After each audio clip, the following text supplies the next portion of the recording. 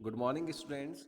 Yesterday we discussed about internet, components of internet. Okay, so now we will discuss about network protocol.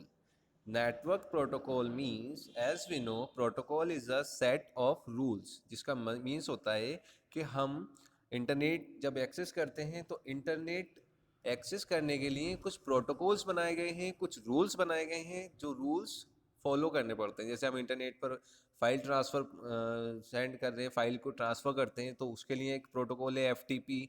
हम internet पर web browser पर जब भी हम किसी वेबसाइट्स को विज़िट करते हैं तो उसके लिए एचटीटीपी है, हाइपर टेक्स्ट ट्रांसफ़र प्रोटोकॉल। इस तरीके से लॉट ऑफ प्रोटोकॉल्स इंटरनेट के लिए बनाए गए हैं। सो सबसे पहली चीज़ हम देखते हैं H T T P.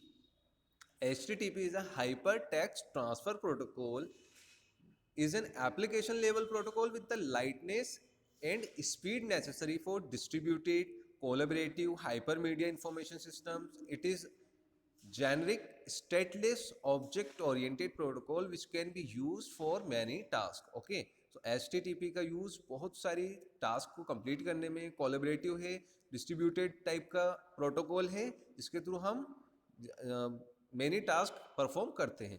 Okay, practical information system requires more functionality that simple retrieval, including search, front-end update, annotation. HTTP allows an open-ended set of methods to be used to indicate the purpose of a request. जैसे आप ध्यान से देख लीजिए कि आप URL को जानते हैं, हम URL यूनिफॉर्म रिसोर्स लोकेटर, तो ऐसे ही URI है यूनिफॉर्म रिसोर्स आइडेंटिफायर, और URM जो यूनिफॉर्म रिसोर्स नेम होता है. इनसे हम इजीली किसी भी वेबसाइट को, किसी भी टॉपिक पर हम जब इंटरनेट पे सर्च करते हैं तो वो हमें इजीली अवेलेबल हो जाता है. तो HTTP hyper text transfer protocol है जो आइडेंटिफायर के नाम से या उसके URL के अकॉर्डिंग, या फिर हम URN जो यूनिफॉर्म रिसोर्स नेम है उसके अकॉर्डिंग हम इंटरनेट पर कुछ भी सर्च करते हैं वो हमें इजीली उसको हम गेट कर सकते हैं, रिट्रीव कर सकते हैं इन्फॉर्मेशन को. ओके, नेक्स्ट देखिए, HTTP protocol consist of two fairly distinct items, the set of request from browsers to server and the set of responses going back to the other way. यानी आप एक client हैं, आपने अपने system से internet पर कुछ सर्च किया तो वो इन्फॉर्मेशन सर्वर से आपके पास में किस तरीके से आती है, उसके लिए रेस्पॉन्सिबल होता है आपका HTTP प्रोटोकॉल. नेक्स्ट आता है आपका फाइल ट्रांसफ़र प्रोटोकॉल. अब FTP क्या होता है, फाइल ट्रांसफ़र प्रोटोकॉल. इसमें आप कोई फाइल, कोई इन्फॉर्मेशन सेंड करते हैं तो वो उस प्रॉपर रिसीवर के पास ही जाती है. ऐसा तो नहीं है कि मान लो आप किसी फ्रेंड को ईमेल सेंड कर रहे हैं और वो किसी और के ईमेल पर चला जाए. वो कब होता है, जब हम उसका ईमेल एड्रेस में कुछ मिस्टेक कर दें, तभी ऐसा पॉसिबल है. अदरवाइज वो ईमेल हम जहाँ भेजते हैं वो उसी एड्रेस पर जाता है. जैसे एक एग्जांपल ले लीजिए कि एक पोस्टमैन है, अगर पोस्टमैन को एड्रेस नहीं मिलेगा तो वो क्या करेगा, वो या तो रिटर्न आपके पास में आ जाता है, या फिर वो पोस्टमैन किसी रॉन्ग एड्रेस पर अगर लेटर को पोस्ट करके आएगा तो उसमें क्या प्रॉब्लम होगी, जिसको हमने सेंड करा है उस बंदे को, उस पर्सन को तो वो लेटर नहीं मिल रहा है.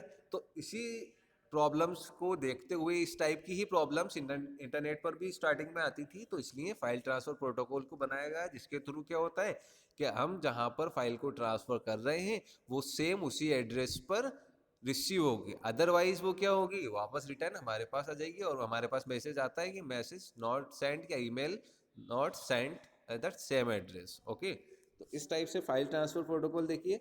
One of the original service on the internet was designed to allow for transferring files from one system to another. एक सिस्टम से दूसरे सिस्टम पर फाइल को ट्रांसफर करने के लिए ही फाइल ट्रांसफर प्रोटोकॉल बनाया गया. अब फाइल ट्रांसफर प्रोटोकॉल्स की, FTP की एडवांटेजेस देखिए. It is very useful to transfer files from one network in an organization to another. It is an effective way to get geographically dispersed group to cooperate on a project.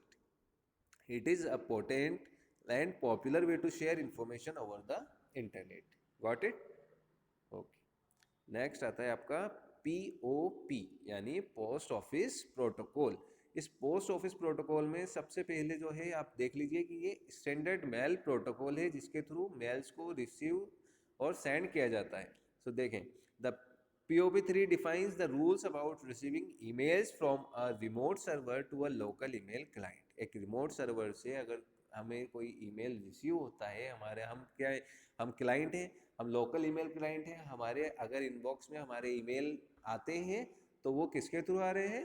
Post office protocol के through. It is also makes it possible for the users to download their received mail messages on their local computers so they can read them even when they are not connected to the internet. अब POP3 का main क्या है advantage कि अगर हम internet access नहीं कर रहे हैं तो हमारे पास में वो मैसेजेस रिसीव हो जाते हैं, वो ईमेल्स रिसीव हो जाते हैं और हम उनको ऑफलाइन भी रीड कर सकते हैं.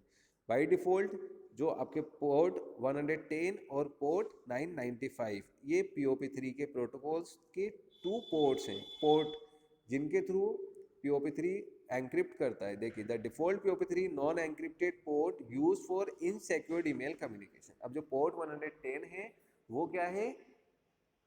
अनसिक्योर्ड है. और पोर्ट 995 है वो जो है आपका सिक्योर्ड ईमेल कम्युनिकेशन है. यानी इसके थ्रू, ईमेल के थ्रू भी हमारे पास में ट्रोजन, वॉर्म्स वगैरह ट्रांसफ़र किए जाते हैं, वायरसेस आते हैं. अगर हम किसी ईमेल में आपने अनवांटेड ईमेल आपने ओपन किया है तो उसमें आपके क्या हो सकते हैं? ट्रोजन और वॉर्म्स, वायरसेस आ जाते हैं ईमेल्स के थ्रू भी. ओके, तो इसलिए जो पोर्ट 995 है वो secure email communicating using POP3. Next आ जाता है आपके SMTP. ओके, तो POP3 जो आपने अभी देखा उसमें क्या हो रहा है कि हम इंटरनेट से जो आपके ईमेल हैं उनको हम फैच कर सकते हैं और उनको हम ऑफलाइन भी जब भी हमें नीड है हम उसको देख सकते हैं और उसको एक प्रॉपर प्लेस पे स्टोर करके रख सकते हैं. अब देखिए SMTP में क्या होता है?